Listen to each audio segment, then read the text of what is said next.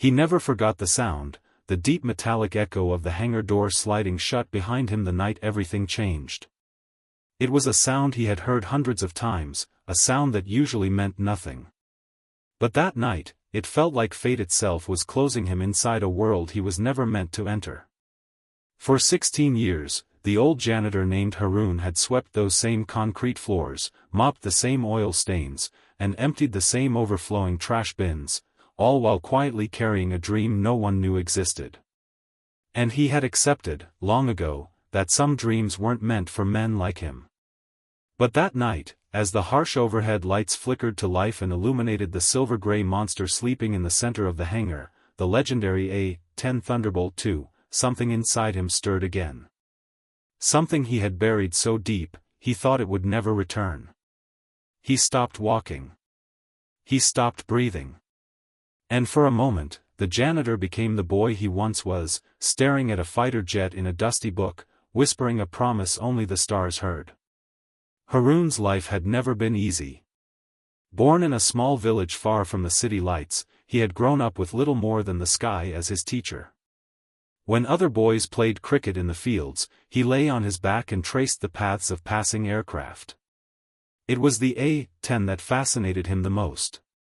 Its unusual shape, its powerful dominance, its brutal purpose, it was as if the machine itself spoke to him. He collected pictures, he memorized specifications, and he imagined himself in its cockpit, holding the world's strongest aircraft steady with his own hands. But dreams cost money, and poverty left no space for fantasies. When he grew older, life demanded work, not imagination. Jobs were scarce, and education remained an unreachable luxury. He watched his dream drift farther away, year by year, until the world quietly told him to grow up and forget it. Yet fate has strange timing. A distant relative helped him secure employment at a major military facility overseas. The job was ordinary, basic, even insignificant in the eyes of the world, but for Haroon, being anywhere near aircraft felt like a blessing he didn't deserve. He arrived at the base as a janitor, broom in hand, uniform plain and unremarkable. No one knew his story. No one asked. The pilots, mechanics, officers, they passed him daily like shadows, barely noticing him. But he noticed everything. Every engine test.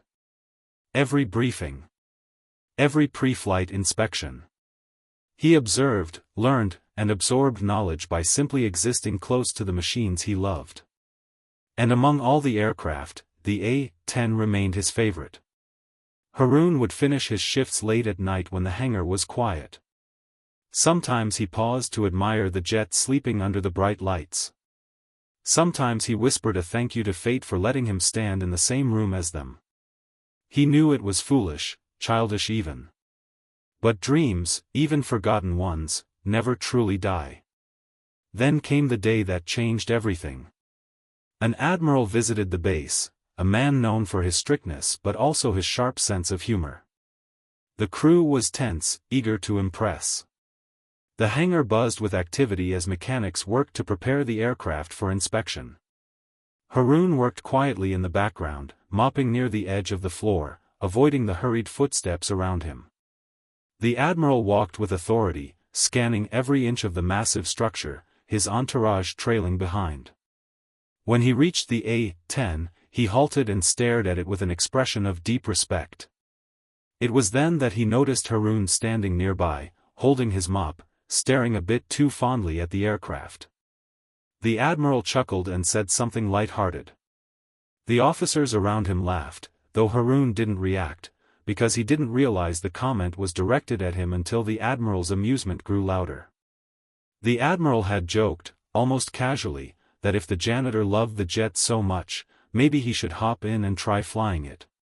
Everyone laughed. It wasn't cruel, just a harmless joke among ranks, nothing more. But the laughter pierced Haroon more deeply than anyone realized. He wasn't angry, he was embarrassed, aware of his place, aware of the uniform he wore and the insignificance attached to it. Still, he smiled politely and nodded, pretending the comment didn't cut at old wounds. Later that night, when the hangar was almost empty, Haroon stayed behind to finish his last tasks. The A-10 remained in the center of the room, illuminated like a sleeping giant. Its canopy was open for maintenance. The ladder remained in place. No crew lingered. No eyes watched. He approached slowly, compelled by something he couldn't explain. He touched the cool metal surface, the same way someone touches a precious relic. Every detail was familiar from the pictures he once studied as a child. The cockpit beckoned him like forbidden fruit.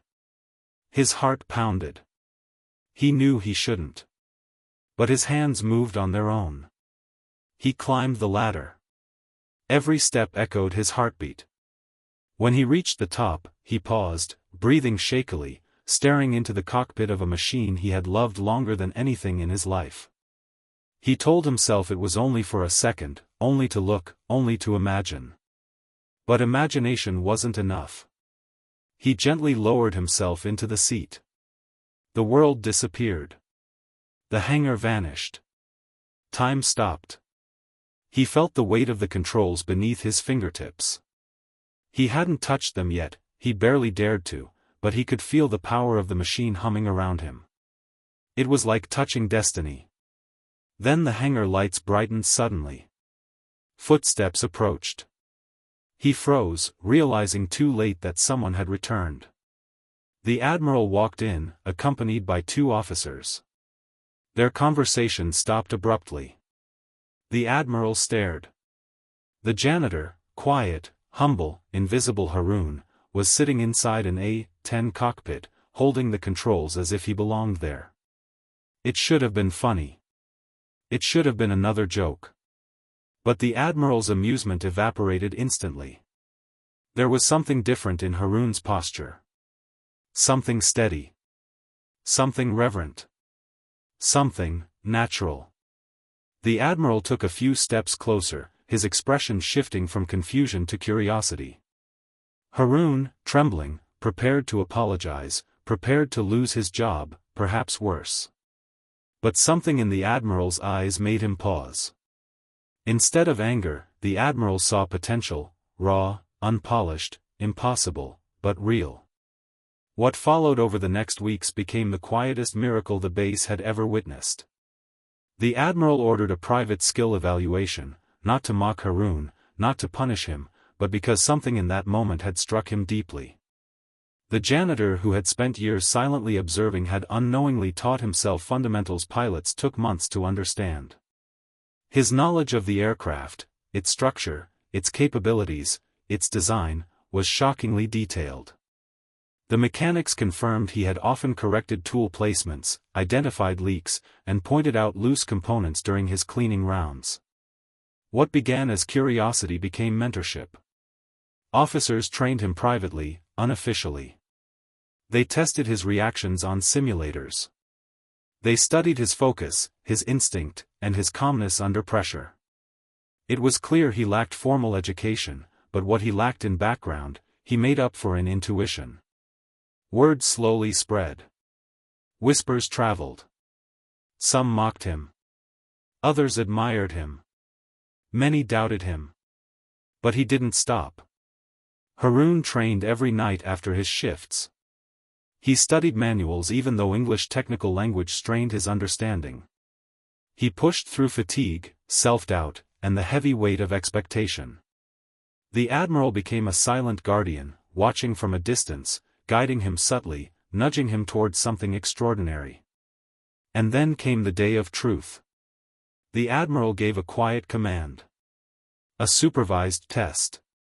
Not with weapons, not in danger, just a controlled ground maneuver test and a taxi operation.